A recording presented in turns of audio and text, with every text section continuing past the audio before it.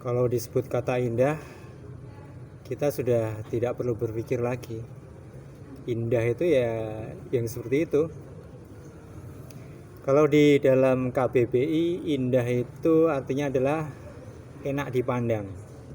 Jadi sesuatu yang enak dipandang itu kita menyebutnya indah. Kita menganggap itu sebagai sesuatu yang indah. Misalnya ya baju baru, pakaian yang sesuai dengan selera kita, itu bagi kita indah gitu ya. Dan indah itu juga personal juga. Bagi si A itu menurutnya itu indah, tapi bagi si B mungkin juga nggak indah gitu. Tapi pada prinsipnya indah itu ya sesuatu yang kita pandang enak, bernilai seni, dan apalagi juga yang oleh keumuman di masyarakat itu di waktu itu, bahkan yang disampaikan oleh yang di iklan-iklankan oleh mungkin para influencer dan lain sebagainya, itu ini loh yang indah kayak gini, yang indah kayak gini. Nah itulah yang kita kemudian menyebutnya sebagai indah. Misalnya ya pakaian, terus rumah yang indah itu yang dengan desain yang artistik, dengan warna-warna yang sesuai selera pemiliknya, dengan aksen-aksen yang kekinian, dengan ornamen-ornamen yang punya nilai seni. Itu yang disebut sebagai indah. Mobil juga gitu.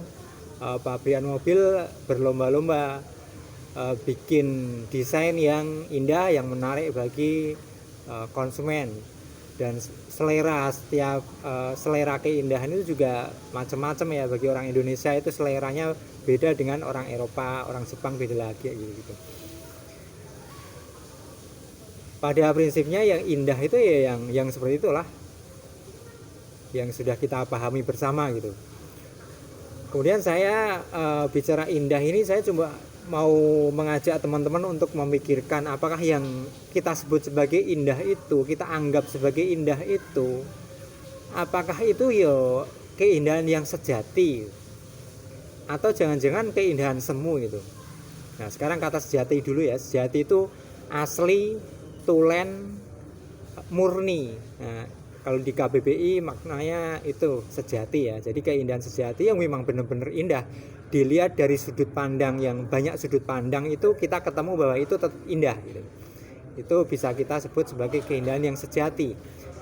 Tetapi bagaimana dengan keindahan semu? Kata semu sendiri itu di KBBI disebutnya adalah semu itu artinya menyerupai sesuatu, tetapi sama sekali bukan sesuatu itu, cuma menyerupai aja. Itu yang disebut semu. Atau juga dimaknai dengan bahasa lain itu bahkan begini maknanya. Semu itu adalah penilaian kita dalam secara keliru, penilaian secara tidak tepat. Penilaian terhadap sesuatu secara tidak tepat itu disebut penilaian yang semu. Maka ya bisa jadi ya semu itu bisa dikatakan ya yang tidak asli, yang cuma mirip-mirip aja, cuma ya mungkin tiruan gitu ya. Jadi kalau keindahan yang semu itu adalah keindahan yang secara kasat mata, secara tanpa kita berpikir itu kita sudah melihatnya sebagai itu indah. Tetapi ketika kita sudah memikirkan lebih jauh dari itu, kita telusuri, kita lihat dari sudut pandang yang lain, ternyata ketemulah bahwa ada celah dalam keindahan itu, sehingga keindahan itu bisa kita sebut sebagai keindahan semu. Misalnya begini, cantik atau tampan gitu ya.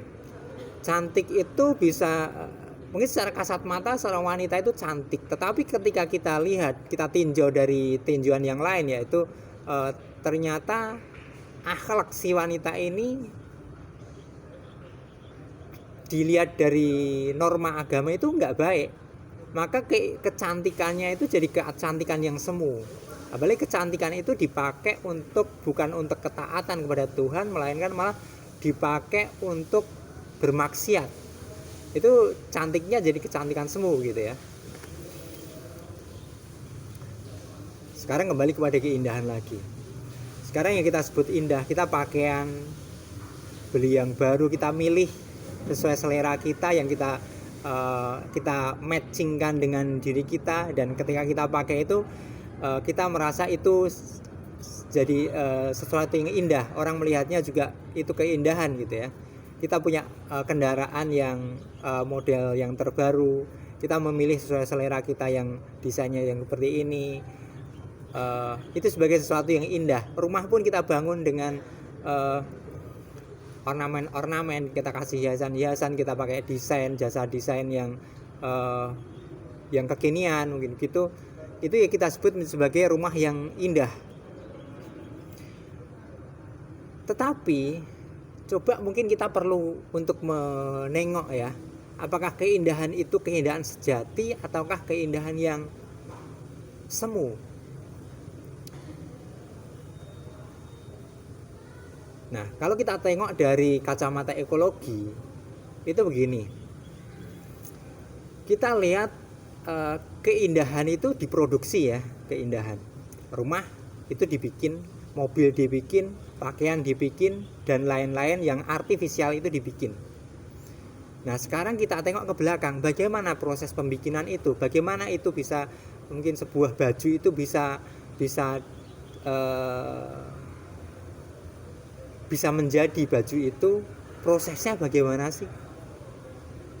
Ketika proses ini aman-aman saja, tidak mencederai lingkungan, tidak mencederai harmonisasi ekosistem, itu bisa disebut itu sebagai keindahan yang sejati.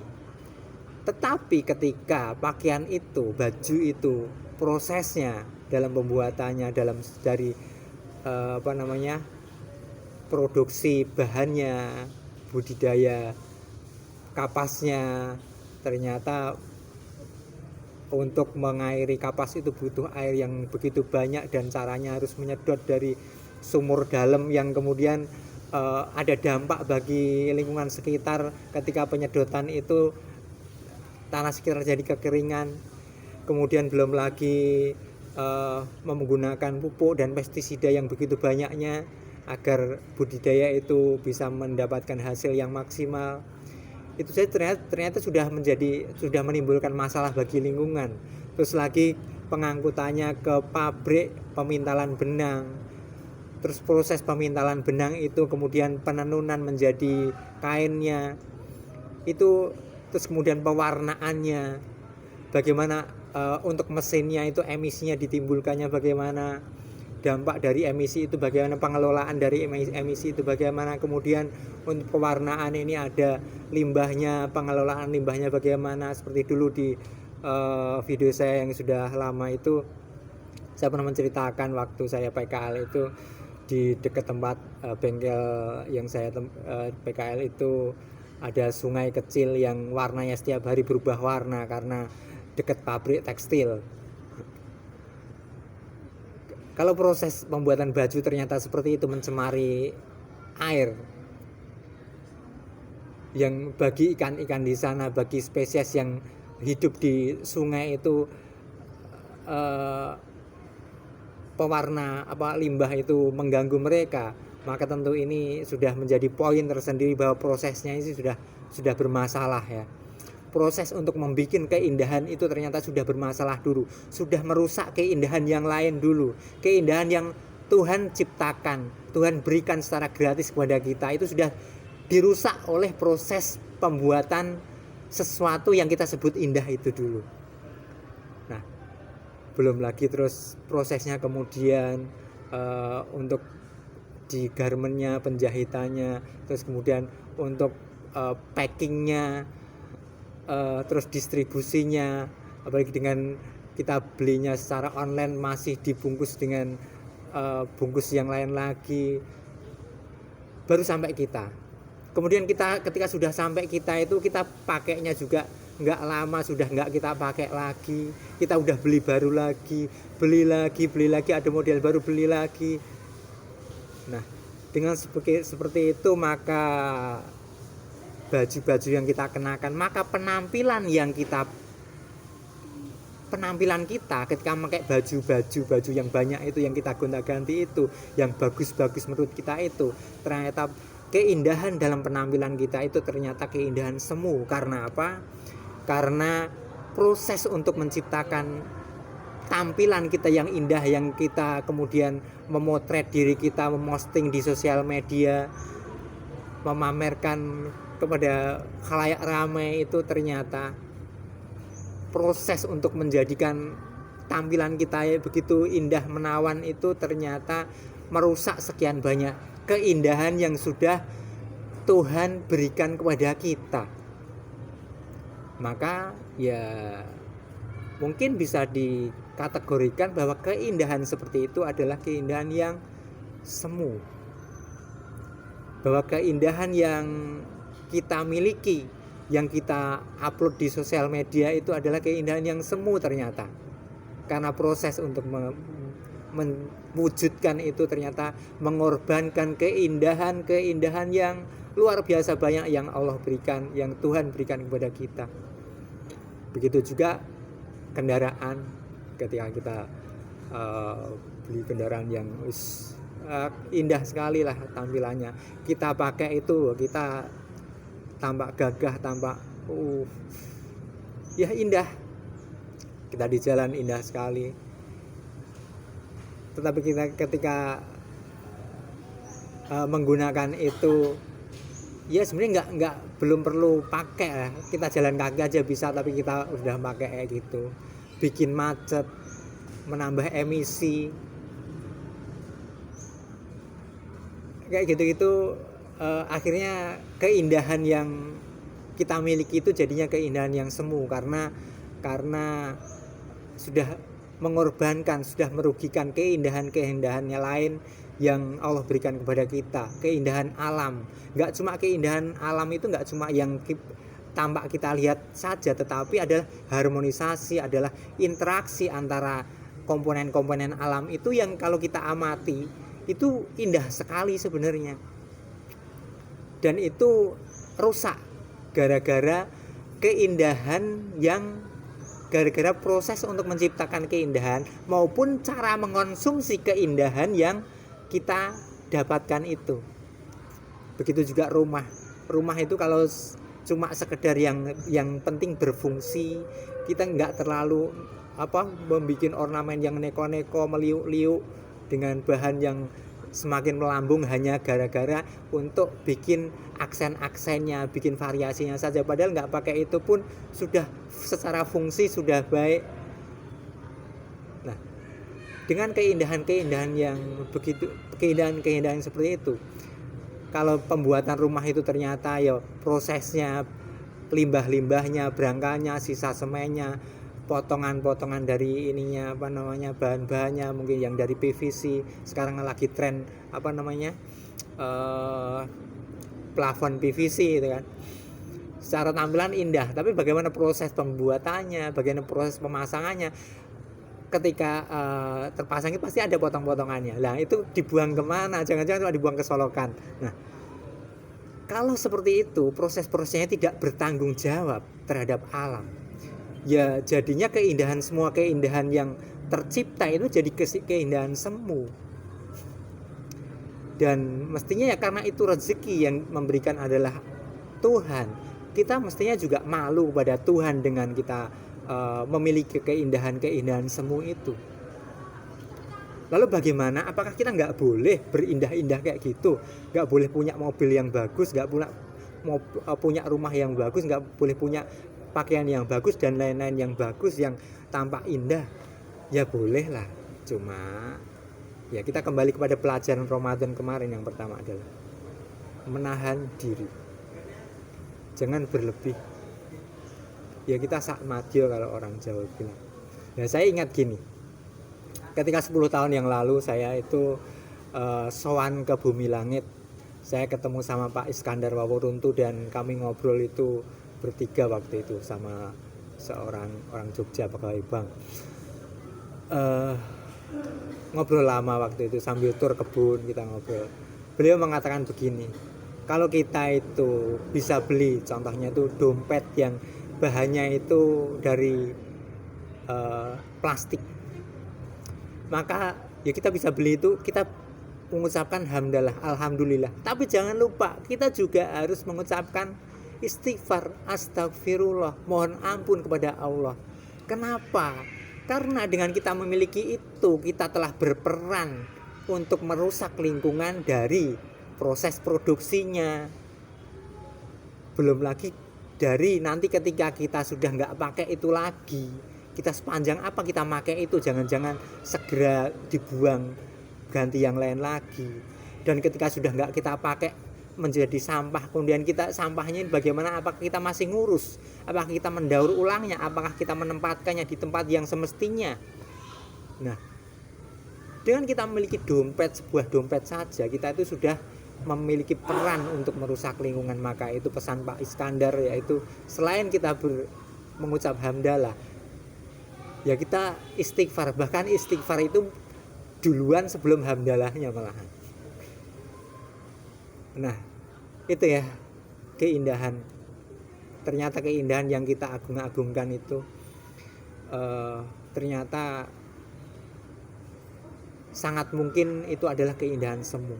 Maka itu ya kita bolehlah untuk mengkonsumsi keindahan itu secara wajar, secara naluriah. Manusia itu memiliki kecenderungan untuk melihat, untuk memiliki, untuk berpenampilan yang indah. Tetapi cobalah untuk kita juga memikirkan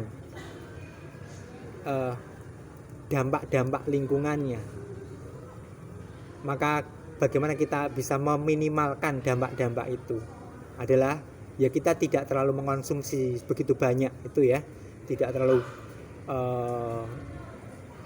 berlebihan dalam memiliki itu. Dan kita juga bertanggung jawab, tidak segera mengganti, tidak segera berganti produk-produk yang baru. Kita pelihara itu dalam jangka waktu yang lama, kita rawat dengan baik. Dan ketika kita sudah memang sudah jadi sampah, itu kita juga menempatkannya di tempat yang semestinya agar tidak mencemari lingkungan, agar minim dampak buruknya terhadap lingkungan. Upaya-upaya itulah yang mestinya kita lakukan. Dengan begitu ya, dengan proses-proses kita, dengan sikap-sikap kita, mulai dari kita memiliki, kita membeli itu, memiliki itu, sampai melepas itu dari tangan kita, itu kita mempertimbangkan hal-hal yang pertimbangan-pertimbangan ekologis itu. Dengan kita mempertimbangkan itu, insya Allah keindahan yang nempel pada kita itu ya sudah tidak lagi keindahan semu. Kalau semu juga tidak semu-semu banget gitu ya. Ya lumayan keindahan yang tulen gitulah ya. Dan dengan begitu ya jangan kemudian melihat kalau ada orang memakai, misalnya saya kalau pakai kaos itu 10 tahun yang lalu mungkin masih masih dipakai gitu ya. Kalau orang pakai, lihat teman-teman lihat orang pakai pakaian yang masih lusuh, itu jangan kemudian dilihat itu nggak indah, itu kok sudah memelas, jangan langsung dinilai begitu. Karena bisa jadi orang itu punya pemahaman ekologis, dia menilai keindahan bukan keindahan yang dilihat itu ketok wah gitu, tetapi mungkin itu di dalam kacamata ekologi itu lebih indah karena lebih menjamin keamanan bagi lingkungan, bagi keindahan yang Allah berikan. Keindahan alam ini lebih terjamin dengan kita memelihara pakaian yang sudah lusuh, dengan memelihara kendaraan yang sudah tahunnya lawas masih kita pakai, dengan memiliki rumah yang sangat sederhana. Ternyata itu dalam tinjauan lain itu malah lebih indah daripada keindahan-keindahan yang secara tampak, secara kasat mata orang banyak melihatnya itu sebagai keindahan. Ternyata keindahan itu bisa dilihat dari banyak sudut pandang ya. Nah, maka jangan gampang-gampangnya menilai, menjustifikasi bahwa ini indah, ini tidak indah. Tidak begitu. Yang lusuh, yang sudah pakaian sudah pudar warnanya, belum tentu itu tidak indah, karena ada keindahan yang dipandang dari sudut pandang yang lain. yang mungkin justru itu malah keindahan yang sejati. Karena keindahan yang tampaknya tidak terlalu indah, ternyata malah dari proses-prosesnya itu malah lebih menjamin keindahan yang Tuhan berikan, yaitu keindahan alam ini. Demikian teman-teman. Satu lagi soal baju putih yang biasa dipakai oleh para pemuka-pemuka agama, yang dalam Islam itu juga disebut sebagai sunnah Nabi. Warna putih itu warna yang disukai oleh Kanjeng Nabi. Tetapi bagaimana untuk menciptakan warna putih itu, untuk memelihara warna putih itu? Kalau baju putih kita, jubah putih kita itu, untuk memeliharanya agar putih bersih, kita pakai pemutih buatan pabrik itu, yang kemudian sering pakai itu, sehingga mencemari lingkungan. Limbah dari pemutih itu mencemari lingkungan, sehingga membunuh spesies-spesies yang ada di tanah, yang ada di air, belum lagi proses di pabriknya bagaimana.